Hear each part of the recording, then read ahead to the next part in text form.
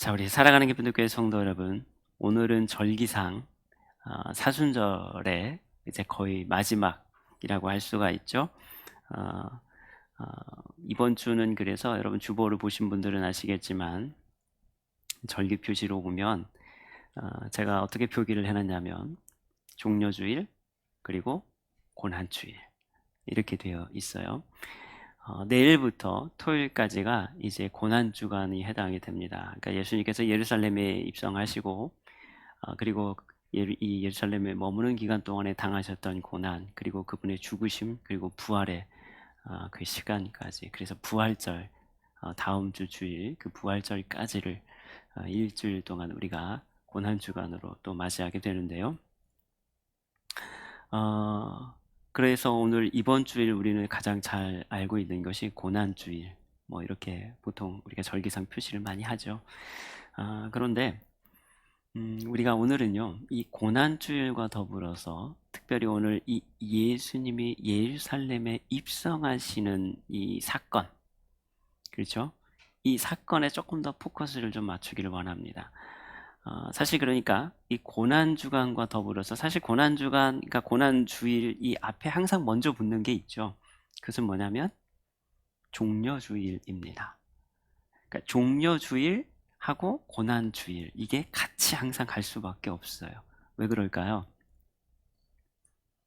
예수님이 예루살렘에 입성하신 그 날로 치면 여러분 주일에 해당이 되는 날로 볼 수 있는데 그 날을 기념하는 날이 종려주일입니다. 이해가 되세요? 예, 왜 종려주일일까요? 예? 그렇죠. 예. 우리가 이제 이 복음서마다 약간씩 그 묘사하는 표현 방법은 조금씩 다르지만 그러나 요한복음에 보면 특별히 이 종려나무 가지를 흔들었던, 그러니까 이 승리에 입성을 할 때 개선 장군처럼 들어오게 될 때 그 전통이 있어요. 이 이스라엘의 구약의 전통이 있는데 그게 이제 후기에 생겨난 전통이긴 하지만 어쨌든 그 전통에 따라서 이제 위대한 왕의 입성을 어떻게 환영을 했느냐? 종려나무 가지를 흔들어서 환영을 했죠. 그러니까 그 유래가 돼서 우리가 그 왕의 입성, 여러분 예루살렘 입성의 그 장면, 그래서 예수님이 오실 때도 종려나무 가지를 흔들고 여러분 길에다 깔고 여러분 이렇게 환영하는 그 순간을 우리가 그래서 그 모습을 이 종려주일이다 이렇게 얘기를 하죠. 그리고 그 다음 날부터는 고난 주간이 시작이 되는 거예요. 그래서 종려주일과 고난 주일은 사실 거의 같이 갈 수밖에 없죠. 시기적으로는. 그런데 우리는 지금까지 가만히 생각해 보면요, 여러분 지금까지는 이 종려주일보다는 우리는 뭐가 더 기억하기 쉽냐면 고난주일. 왜냐하면 부활절 바로 전주는 고난주일 이렇게 생각하기가 쉽잖아요. 보통 그렇게 생각하기도 해요. 그래서 보통은 교회에서도요 잘 혼용해서 그냥 자주 쓰기도 합니다. 주로는 이 고난에 대한 걸 우리가 조금 더 집중을 하다 보니까 보통 이제 고난주의를 더 강조하는 경우들이 더 많이 있었어요. 그런데 오늘은 우리가 이 종료주일의 의미를 조금 더 한번 생각해 볼 필요가 있을 것 같아요. 한 번은 여러분 기억을 해야 될 것 같아서 오늘 이 종료주일과 관련된 말씀을 좀 나누기로 원합니다. 제가 예전에 또 어떤 목사님 글을 읽다 보니까 그분이 이런 글을 쓰신 적이 있어요. 종료주일과 고난주일은 다르다. 네, 그러면서 그걸 구별해야 된다. 뭐 이렇게 글을 쓰신 글을 한번 본 적도 있어요. 그런데 그 글을 보면서 나름 그래도 좀 의미가 있긴 하겠다. 여러분 생각해 보면 분명히 예수님의 이 고난은 굉장히 우리에겐 중요합니다. 그렇죠? 예수님의 고난, 그 죽음이 있어야 그 다음에 뭐가 있어요? 부활이 있잖아요. 그렇죠? 영생과 생명, 부활이 있어요. 그러니까 주님의 죽으심과 그 고난이 사건을 통해서 예수님의 생명과 부활의 역사가 나타나게 되는데, 그래서 우리가 그만큼 고난을 많이 강조합니다. 물론 경건과 관련돼서도 중요한 의미를 담고 있죠. 그런데 우리가 또 하나 생각해야 될 것은 뭐냐면 오늘 예수님께서 오늘 우리에게 위대한 왕으로 입성하시지 않으셨다라면, 그렇다라면 오늘 그분이 당한 그 고난의 의미도 또한 축소될 수밖에 없어요. 그러니까 무명의 사람이 와서 고난당하다 죽었다. 여러분 이런 의미는 우리에게 사실 또 그렇게 중요한 의미가 안 될 수밖에 없죠. 예수님이 오늘 우리에게 메시아 되셨고 그분이 우리가 위대한 왕으로 우리에게 오셨음이 선포돼야 되는 거예요. 그렇죠? 그러나 죄 없으신 그분이 그렇게 고난당하시고 죽으시고 부활하심을 통해서 오늘 우리의 놀라운 영생, 구원의 문제가 해결되었다라는 사실. 그렇게 본다라면 오늘 예수님이 예루살렘에 입성하셔야 되는 그 장면, 왕으로서 오셔야 될 그 장면은 매우 중요한 의미를 또한 가지고 있다라는 거예요. 그래서 오늘은 우리가 특별히 이 누가복음 말씀을 통해서 오늘 그 부분을 좀 나눌 수 있기를 원합니다. 오늘 위대한 왕으로 오신 예수님을 환영하며 맞이하는 것, 그것은 우리에게 참으로 복된 소식일 줄로 믿습니다. 여러분, 예전에 제가 우리가 마태복음 강해를 하면서 이 오늘 본문의 말씀과 평행 본문이 마태복음 21장 1절에서 11절 말씀이거든요. 그 말씀을 나누면서 그때 제가 비슷한 내용을 우리가 살펴봤던 적이 있어요. 그런데 분명히 마태복음과 오늘 마가복음은 같은 사건을 다루고 있지만 그 관점이 조금 차이가 납니다. 여러분, 마태복음에 보면 어떤 내용이 나오냐면 마태복음 그 21장 1절로 11절의 말씀 가운데 중요한 포커스 중에 하나는 뭐냐면 예수께서 예루살렘에 들어가시니 온 성이 소동하여 이르시되 이는 누구냐 하거늘, 이 표현이 나오거든요. 그러니까 그 말씀의 내용 가운데 우리는 무엇을 보게 되냐면 이는 누구냐, 그러니까 마태가 그 말씀을 하는 이유가 있죠. 이는 누구냐라고 이 표현을 하는 이유가 뭡니까? 예수님이 누구신지를 더 분명하게 부각시키는 목적으로 그런 표현을 사용하고 있는 것을 우리가 봤어요. 자, 여기에 특별히 마태도 마찬가지지만 마가, 요한복음에서도요. 그래서 오늘 이 장면이 똑같이 다 공간복음에 또 이 사복음서에 다 기록이 되어 있는 사건인데, 그런데 특징적인 것이 몇 가지 있어요. 하나는 뭐냐면 마태복음, 마가, 요한에서는요. 예수님을 맞이할 때 어떻게 호응을 하냐면 호산나 호산나. 그러니까 위대한 구원자 메시아로 오신 예수 그리스도를 환영하는, 그렇죠? 맞이하는 그 표현으로 주로 쓰고 있는 표현이 호칭이 호산나였거든요. 그런데 오늘 누가복음은요 호산나라는 표현을 쓰지 않아요. 여러분 오늘 본문을 읽어보셨잖아요, 그렇죠? 호산나라는 말이 나오지 않습니다. 대신에 다른 표현을 써요. 자, 오늘 그 표현이 오늘 굉장히 중요한 의미를 가지고 있는데요. 오늘 누가복음이 왜 그런 차별점을 보이고 있을까? 왜 그걸 구별하고 있을까?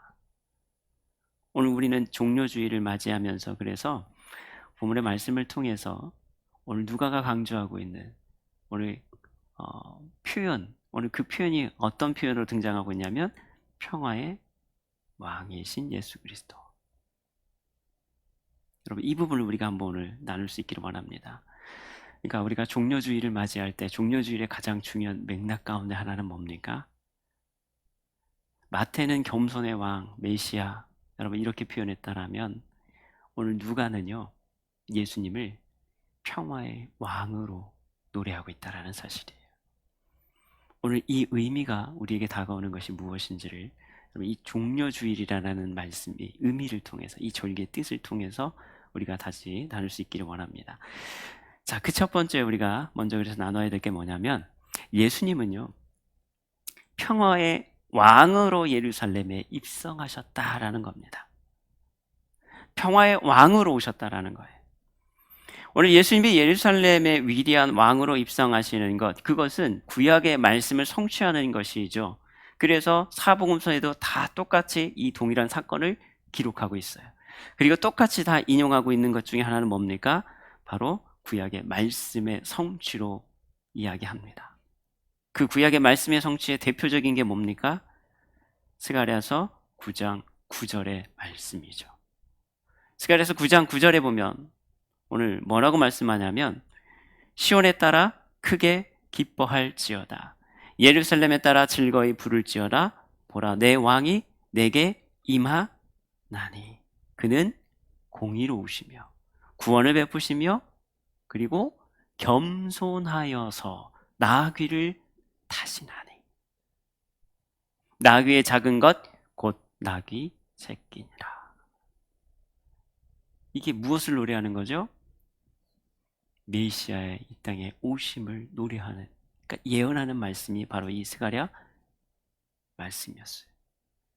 그러니까 이 말씀의 온전한 성취를 위해서 오늘 주님은 어떻게 하시는 거예요? 예루살렘 성에 입성하시는 거예요. 어떻게 입성하시는 거예요? 나귀 새끼를 타시고 왕으로서 예루살렘 성에 들어오셔야 되는 거예요. 이것이 오늘 스가랴가 예언하고 있는 메시아의 되심의 표징이기도 하다라는 거죠. 자, 이것은 오늘 예수님이 그래서 이 땅에 오셔서 해방과 자유를 주시는 초림의 사역을 예언하는 말씀이기도 하고, 그래서 그만큼 중요하기 때문에 사복음서에 다 똑같이, 물론 표현은 조금씩 다르지만 같은 사건을 동일하게 기록하고 있다라는 거예요. 그런데 오늘 여기서 우리가 중요한 질문을 하나 해볼 수가 있죠. 왜 나귀일까? 여러분, 왜 나귀일까? 우리가 이 부분을 생각해 볼 수가 있어요. 앞에서는 뭐라고 얘기했어요? 겸손하여서 나귀를 타신다라고 표현하고 있잖아요. 우리가 전에 그래서 제가 마태복음에서 나누면서 왜 나귀인가에 대해서 이스라엘 문화를 잘 알고 계시는 장재일 목사님의 책을 통해서 이 부분을 어떻게 설명하고 있는지를 여러분께 말씀드린 적이 있어요. 자, 겸손이라고 하는 그 단어가 있는데 그 단어에는 방향성이라는 게 있다라는 거예요. 그러니까 여러분, 우리말에서는 여러분 그게 잘 드러나지 않을 수 있지만 히브리적 표현으로 보면 이 단어에도요, 말에도 방향성이 있다라는 거예요. 그러니까 그 말이 어디로 향하느냐, 그러니까 하나님께로 향하느냐, 사람에게 향하느냐에 따라서 그 의미나 표현하는 방법들이 달라질 수 있다라는 거예요. 자, 그런 의미에서 보면 이 겸손이라는 단어도 방향성을 어디를 향해 있냐면 다른 사람을 향한 겸손의 방향이 아니라 사실 그 겸손의 방향성은 어디를 향해 있냐면 하나님을 향해 있다라는 거예요. 그러니까 하나님을 향해서 그 겸손의 방향성이 나아가고 있다라는 것. 그러니까 성경시대 그 당시의 사람들은 그렇게 생각을 했다라는 거예요. 그러니까 누구 앞에 겸손을 가장 먼저 주장하는 거예요? 하나님 앞에 겸손인 거예요. 그러니까 히브리적 사고방식에 있어서는 그래서 왕도 하나님 앞에서는 어떻게 해야 돼요? 겸손해야 돼요. 그러니까 어떻게 해야 됩니까? 나귀를 타고 예루살렘에 입성해야 되는 거예요. 보통 여러분 왕이 타는 말들을 보면 막 그 백마 타고 막 이렇게, 그래서 저 북한에 그 사람도 이렇게 백마 탄 막 그림 많고, 지금 그 그림 그대로 따와가지고 우리 어떤 특정 이단 교주가 백마 탄 그림 막 자랑하면서 성경의 성취다 막 이렇게 주장하시는 이런 분도 있잖아요. 그러니까 왕으로 위대한 모습으로, 여러분 개선 장군의 승리자의 모습으로 딱 오는 이미지는 어떤 이미지냐면 말을 타고, 그것도 특별히 백마를 타야지 어쩌든 그림이 좀 있어 보이잖아요. 그 이미지로 보통을 생각을 한단 말이에요.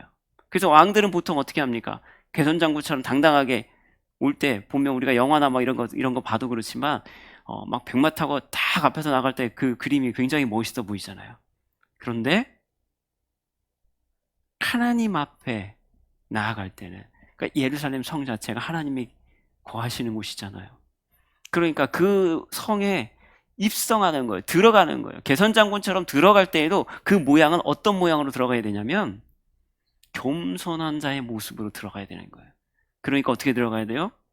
말이 아니라 나귀를 타고 들어가야 되는 거예요.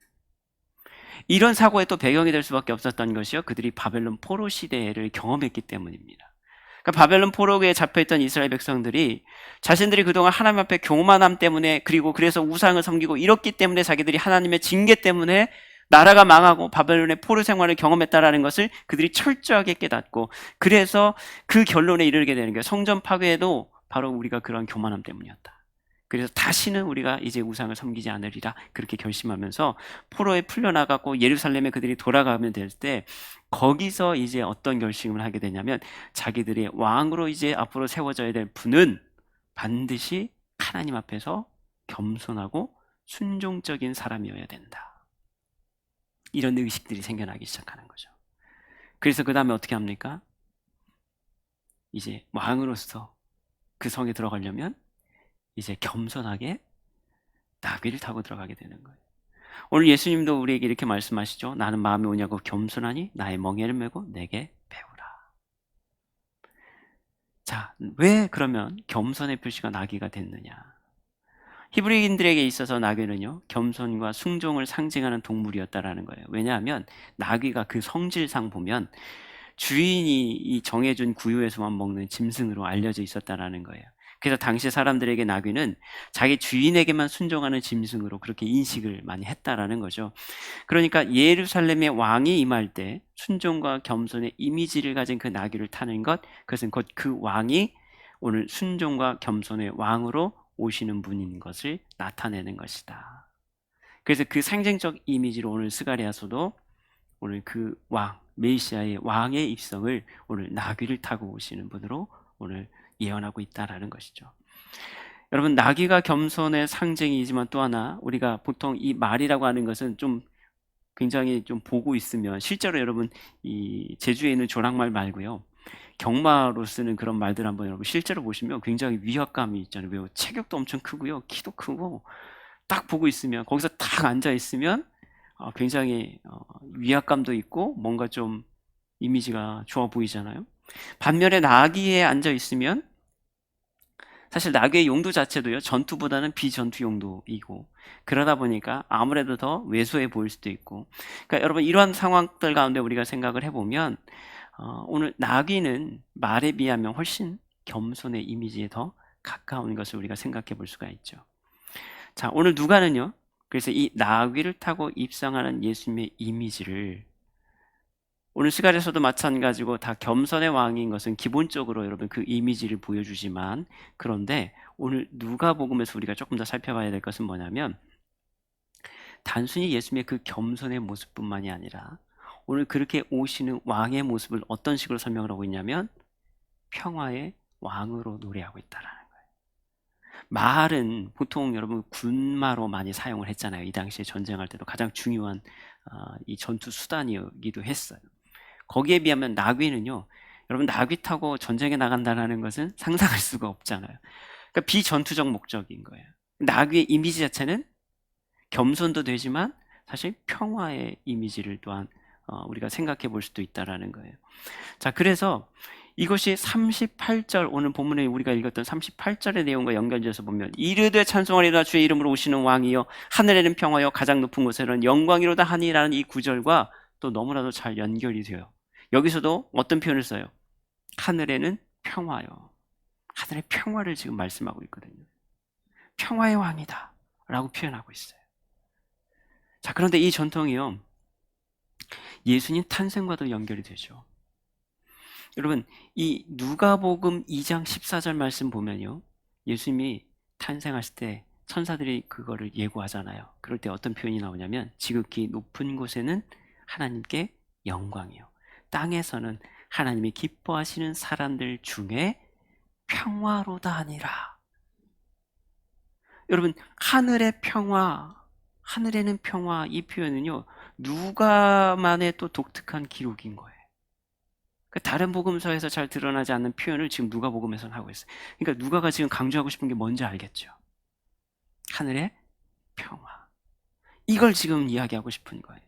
그것이 누가복음의 예수님의 탄생의 시작과 지금 예수님이 예루살렘에 입성하는 그 모든 과정이 다 예수님의 오심의 목적이 뭐라고 노래하고 있냐면 하늘의 평화, 예수님이 평화의 왕이시다, 이걸 노래하고 있다는 거예요.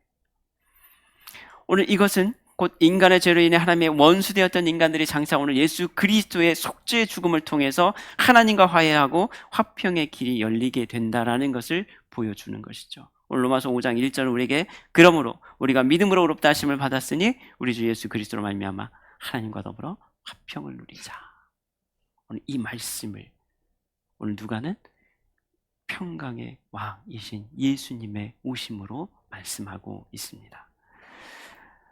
여러분, 그렇습니다. 오늘 예수님은요, 어디에 임하셨느냐? 오늘 예루살렘에 입성하시죠. 근데 예루살렘의 원래 이름의 뜻을 가만히 보면 평화의 도시라는 여러분 별칭을 가지고 있는, 이름의 뜻 안에 이 평화가 담겨져 있어요. 그런데 그에 걸맞지 않은 극심한 종교적인 타락을 이미 그들은 경험하고 있었고요. 편법과 불법이 판치는, 그래서 죄악으로 가득 찬 그런 예루살렘의 그 죄 때문에, 그래서 그것을 무너뜨리기 위해서 오늘 예수님은 죄악의 중심 가운데로 들어오시는 거예요. 그런데 어떤 방법으로요? 폭력과 억압의 방법이 아니라 평화의 방법으로. 오늘 그렇게 오고 계시는 거예요. 평화의 왕으로 입성하시는 거예요. 그렇게 예수님 우리에게도 죄로 인해서 평화와 화평이 무너진 그 땅을 회복시키기 위해 오늘 이 땅 가운데 평화의 왕으로 오신 줄로 믿습니다. 죄로 인해 깨어진 하나님과 우리 사이의 관계를 회복시키시기 위해, 그리고 오늘 이 땅에 무너진 사람들과 사람들 사이의 관계의 화평함을 위해 이 땅 가운데 오셨습니다. 사랑하는 우리 기쁜 교회 성도 여러분, 오늘 우리는 주님의 고난을 여러분 묵상해야 되지만, 그러나 그분이 당하신 그 고난 못지않게 오늘 우리는 또 기억해야 될 것이 있어요. 그것은 뭐냐면 평화의 왕으로 오신 그분의 목적, 그 이유 또한 우리는 잊지 말아야 될 줄로 믿습니다. 종려주일의 의미는 그분이 왜 우리에게 평화의 왕으로 오셨는가예요. 자, 그래서 오늘 두 번째로 우리가 나눌 수 있는 것은 뭐냐면, 오늘 예수님은 우리가 그 평화를 선포하며 외치기를 원하고 계신다라는 거예요. 오늘 예수님이요, 예루살렘에 입성을 하시기 위해서 준비하는 게 있어요. 그것은 뭐냐면 제자들에게 이야기를 하죠. 뭘 준비하라는 거였어요? 오늘 본문에 보면 뭐가 나옵니까? 나귀 새끼를 준비하게 하시죠. 자, 그런데 그 방법이 일반적이지 않아요. 주님이 제자들에게 말합니다. 야, 맞은편 마을 가서 매어있는 아무도 타보지 않은 그 나귀 새끼 있을 거야. 그거 끌고 와. 여러분, 이렇게 말씀하시는 거예요. 여러분, 상식적으로 보면, 야, 누구누구 집에 가면, 그 맞은편 마을에 가면 누구누구 있을 건데, 그 사람 찾아가서 그 사람한테 그 낙이 있으니까 그거 가지고 오라고 그래. 여러분, 이렇게 얘기를 해야 되잖아요. 그런데 오늘 주님은 제자들에게 뭐라고 얘기하냐면, 야, 맞은편 마을 가면 매어있는 낙이 새끼 있을 거거든? 그냥 가져와. 누구 건지 얘기하지도 않아요. 그냥 가져올래요. 그죠? 그러다가 혹시 주인이 왜 그러냐라고 물으면 주가 쓰시겠다 하라. 야, 그냥 그렇게만 얘기해. 이렇게 말씀하시는 거예요.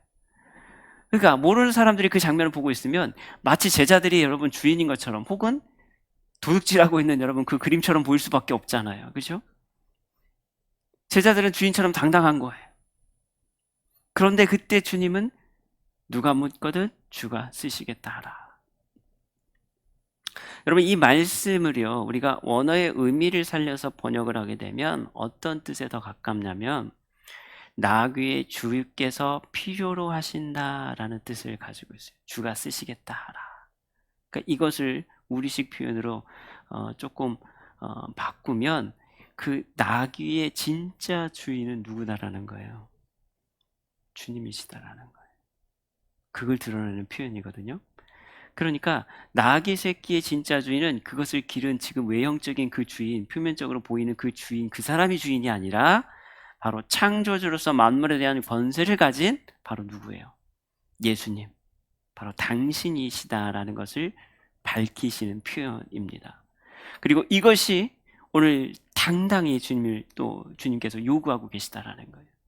물론 그 주인이 예수님의 제자였고 예수님께서 미리 연통을 넣어서, 그죠? 야, 내가 이제 이렇게 얘기할 건데 너 미리 준비해놔. 여러분, 물론 이렇게 했을 수도 있어요. 그런데 오늘 그것보다는 우리가 오늘 이 메시아의 권위 있는 명령을 그대로 따르기 위해서 자기의 소유를 지금 포기하고 있는 그 주인의 모습으로 우리가 보는 것이 조금 더 자연스럽다라는 거예요.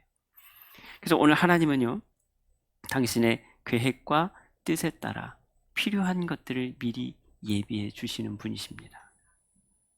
뿐만 아니라 오늘 당신의 사람들을 통해서 당신의 뜻을 이루어 가시는 분이 하나님이신 줄로 믿습니다. 여러분, 주가 쓰시겠다 하라. 여러분, 이 단어를 여러분 기억하실 필요가 있어요. 자, 그 다음에 또 하나, 우리가 또 궁금하게 생각해야 될 것 중에 하나는 뭐냐면, 예수님은요, 매여있는 낙이 새끼라고 말씀하고 있어요. 그런데 거기서 수식하는 표현이 하나 나오죠. 아무도 타지 않은 낙이 새끼를 말씀하고 있어요. 즉, 아직 멍에를 매지 않은 순결한 존재, 바로 그 낙이 새끼를 주님이 사용하시겠다라는 거죠. 또 하나, 우리가 누가복음에서 또 특징적으로 볼 수 있는 것 중에 하나는 뭐냐면, 예수님이요, 나귀 새끼를 타고 가실 때 그 나귀 새끼 위에 제자들이 뭘 합니까? 겉옷을 얹어 놓죠. 또 길에 펴놓습니다. 자기들의 겉옷을 펴놔요. 자, 그런데 우리가 여러분 다그른 복음서를 또 보면 예수님이 입성을 하실 때요, 호산나 호산나 환영하고 찬송하고 막 이렇게 열광했던 사람들이 누구였어요?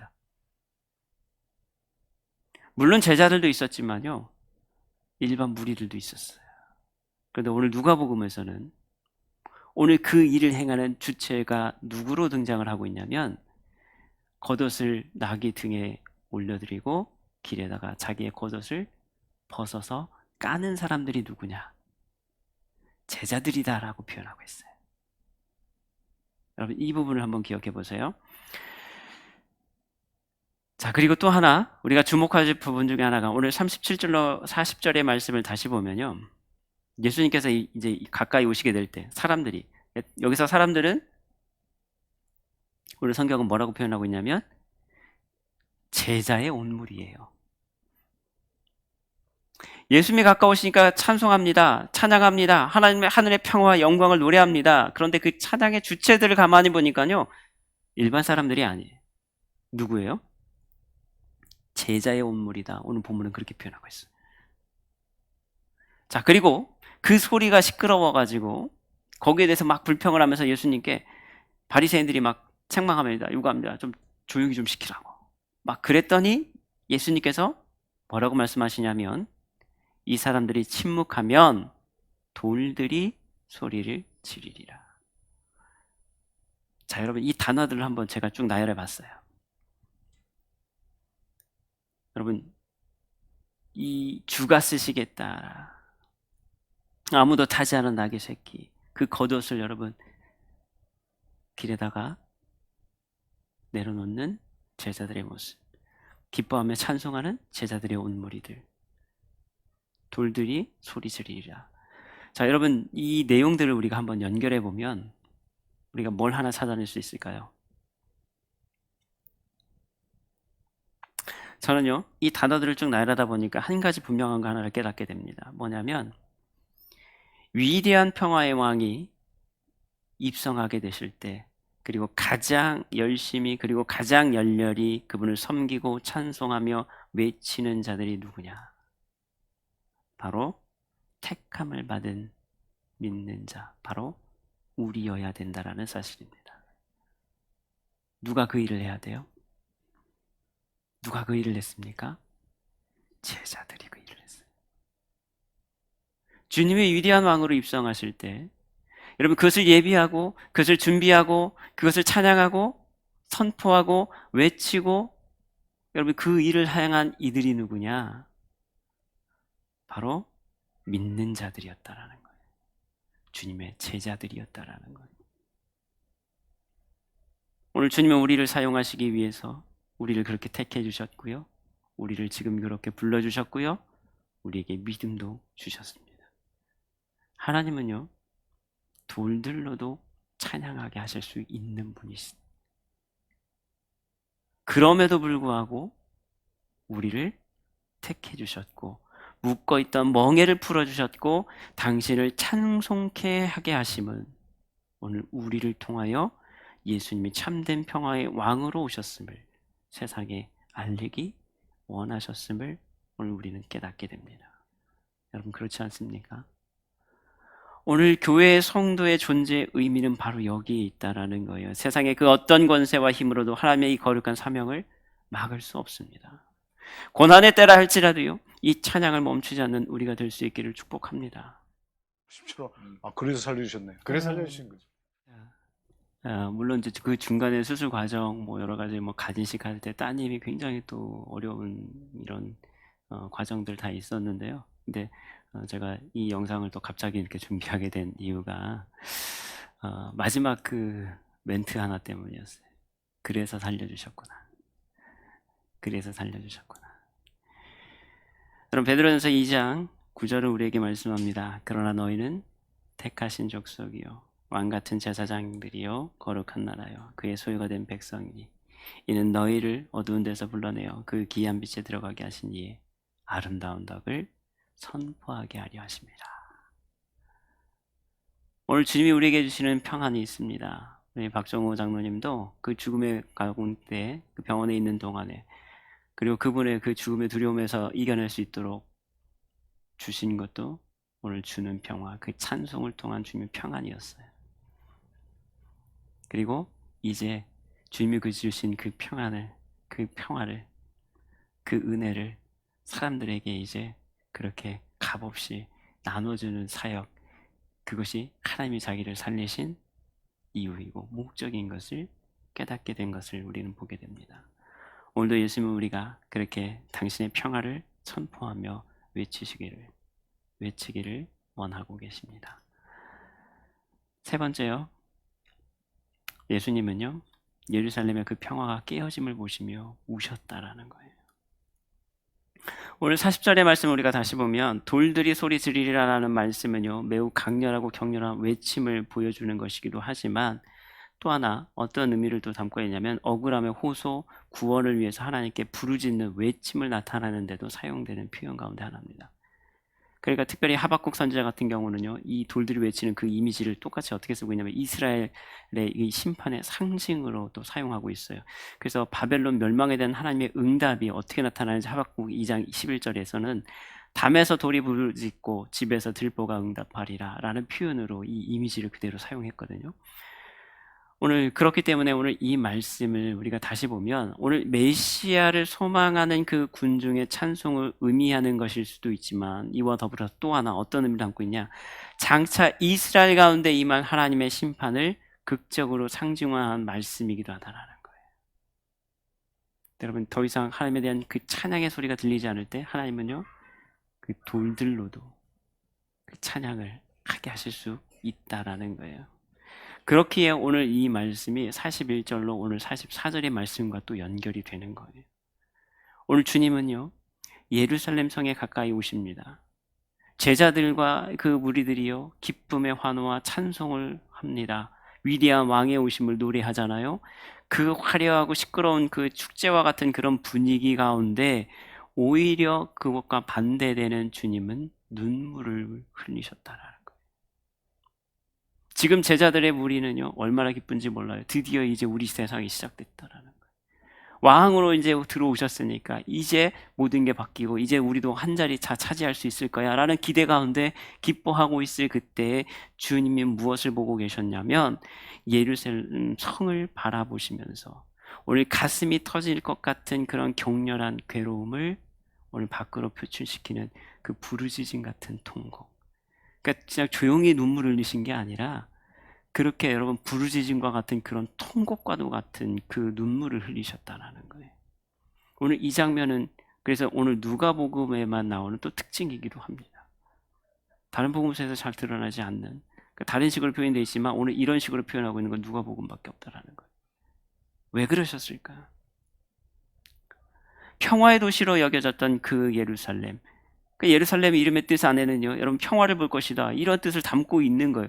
물론 옛날에는 그랬어요. 왜? 하나님이 임재하는 동안에 하나님이 살아계시고 역사하시고 임재하시는 그곳은 평화의 도시였죠. 그런데 그 성이 얼마 지나지 않아 이제 어떻게 됩니까? 돌 하나도 돌 위에 남지 않게 될 것이다라는 거예요.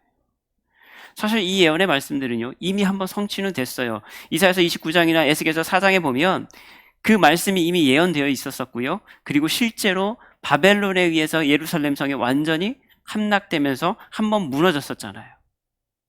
그렇죠? 이미 역사적으로 한번 이루어졌던 거예요. 그런데 주님은 다시 말씀하시는 거예요. 왜요? 실제로 그 일이 또 일어날 것이기 때문에. 언제 그랬냐? 예수님 이후에 실제로 AD 70년에요. 다시 이 로마의 티투스 장군에 의해서 다시 한번 완전히 예루살렘이 다시 다 무너져 버립니다. 완전히 파괴되어 버리죠. 단 사흘 만에 다 무너져 버려요. 오늘 하나님의 엄중한 심판이 있었음을 오늘 우리는 보게 되죠. 하지만 사람들은요 절대로 그럴 일이 있을 것이다라는 생각을 하지 못했다라는 거예요. 그들은 오늘 평화에 관한 일을 알지 못합니다. 그들의 눈에 그것이 숨겨져 있었어요. 오늘 그들은 하나님이 주시는 그런 참된 평화를 깨닫지 못하고요 오히려 그 평화를 거부하고 핍박했습니다. 그래서 그들 스스로가 멸망의 길로 들어가 버렸어요. 그렇게 평화의 왕으로 오신 예수님을 그들이 온전히 영접했다라면, 제대로 그 예수님을 받아들였다라면, 여러분 그랬다라면 그 예루살렘은 그렇게 무너지지 않을 수 있었을 겁니다. 그런데 과거에 그들이 지었던 죄 그대로, 그 모습 그대로 다시 그러한 일들이 일어나게 되어버렸다라는 거예요. 그리고 예수님은 그 모습을 보시면서 눈물을 흘리셨다라는 거예요. 사랑하는 우리 기쁜 교회 성도 여러분, 오늘 예수님은요, 하나님의 뜻을 깨닫지 못하고 오히려 불의와 또 죄악에 빠져서 멸망할 수밖에 없는, 그래서 무너질 수밖에 없는 그 예루살렘 성을 향해서 우셨음을 우리는 보게 됩니다. 평화의 왕으로 오셨는데, 참된 평화를 가지고 그 예루살렘 성에 들어오셨는데 그 성에는요 평화가 없었어요. 그것을 거부했어요. 부정했어요. 그리고 그 결과가 어떻게 됐습니까? 철저하게 무너져 버렸다라는 거예요. 그리고 오늘 주님의 그 눈물은요, 오늘날에도 여전히 죄악 가운데 멸망해가는 세상을 보시면서도 여전히 흐르고 있다라는 거예요. 바로 우리의 모습을 보면서 지금도 주님은 눈물 흘리고 계시다라는 거예요.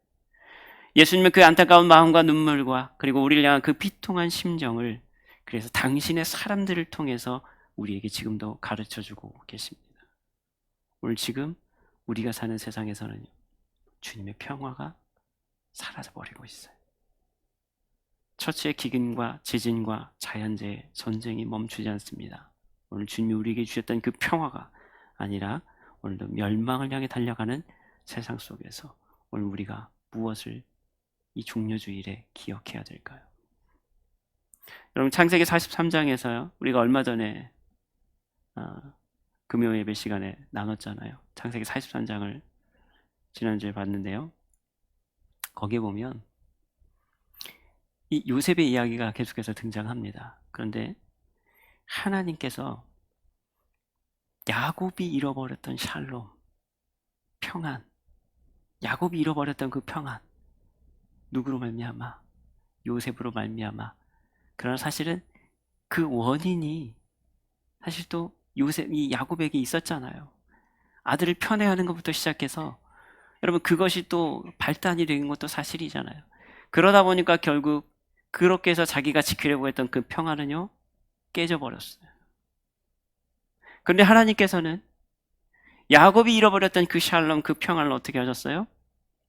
요셉을 통해서 다시 회복시켜 주십니다. 요셉을 통해서 그 기근이라고 하는 그 어려운 상황, 그 평안이 깨져 버릴 수밖에 없는 그 환경을 하나님은 요셉을 통해서 지켜가게 하세요. 그 샬롬을 요셉을 통해서 회복시켜 주시는 모습을 우리가 살펴봤죠. 오늘 우리도요, 오늘 요셉과 같이 그렇게 하나님의 참된 샬롬을 전하는 자들이 되어서 오늘 주님이 전하신 그 평안을 세상 가운데 증거해야 될 줄로 믿습니다. 오늘 주님의 눈물이 기쁨의 노래로 바뀔 수 있도록 우리를 온전히 드리는 그런 거룩한 삶을 살아가야 될 줄로 믿습니다. 오늘 그렇게 주님의 거룩한 쓰임을 받는 우리 모두가 될 수 있기를 축복합니다. 마지막으로 우리가 데살로니가 전서 4장 1절 말씀 읽고 마치겠습니다. 한번 읽어볼게요. 그러므로 형제들아, 우리가 끝으로 주 예수 안에서 너희에게 구하고 권면하노니 너희가 마땅히 어떻게 행하며 하나님을 기쁘시게 할 수 있는지를 우리에게 배웠으니 곧 너희가 행하는 바라 더욱 많이 힘쓰라. 아멘. 오늘 이 종료주의를 맞이해서 오늘 주님이 우리에게 주시는 평화가 있습니다. 여러분 그것을 힘써 지키는, 그리고 그것을 외치고 증거하는 거룩한 삶을 살아가는 우리 모두가 될 수 있기를 주님의 이름으로 간절히 기도드립니다. 기도하겠습니다. 할렐루야. 존귀와 찬양과 영광을 받으시기에 합당하신 하나님 아버지, 오늘 우리가 종려주의를 맞이하여서 예루살렘의 참된 평화의 왕으로 오신 예수님을 우리의 마음에 온전히 맞이하기를 원합니다. 우리에게 참된 평화, 참된 샬롬의 그 은혜는 오직 주님이 주시는 은혜임을 깨닫게 하여 주옵소서. 그리고 이제 우리가 그 샬롬을 세상에 전하는 아름다운 발을 가진 자들 되게 하여 주옵소서. 평화가 무너져 있는 그 성을 바라보며 우셨던 주님의 그 마음으로 우리가 참된 평화의 왕 되신 그 주님을 증거하며 이제 주님의 그 눈물이 기쁨의 노래로 바뀔 수 있도록 우리를 써 주옵소서. 예수님의 이름으로 감사하며 기도드리옵나이다. 아멘.